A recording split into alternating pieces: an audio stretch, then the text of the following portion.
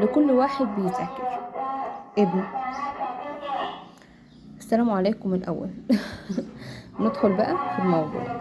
اللهم صل وسلم وبارك على سيدنا محمد وآله وصحبه وسلم. أولا هنعمل ايه؟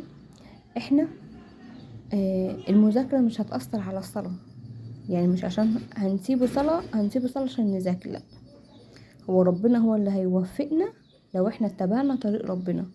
يبقى ان شاء الله انتوا تصلوا فروضكم، تصلوا دنيتكم وانسب وقت تذاكروا فيه بعد الفجر. الفجر بيبقى الذهن صافي خالص.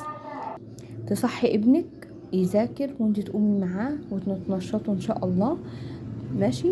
بس علمي ابنك ان مفيش حاجة هتنجح غير مع قرب لربنا. لازم تصلي فروضك قبل ما يطلع يصلي ركعتين قضاء حاجة لربنا، ويدعي له ربنا يا رب يوفقني. بس لازما تزرعوا في اولادكم الصلاة، هي اللي هتجيب لنا البركة. الصلاة هو اللي ربنا هينجحنا. من وصلته وصلني. الصلاة دي هي عماد الدين، ما ينفعش. طبعا قبل ما ينزل دعاء النزول من البيت. وان شاء الله لو نسيت حاجة صلي على الرسول وما تتوترش والكلام ده، تمام.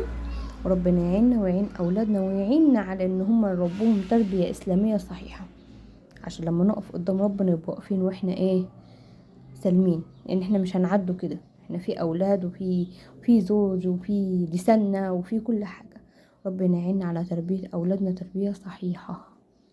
يلا اترككم في رعاية الله وامنه، والسلام عليكم ورحمة الله وبركاته.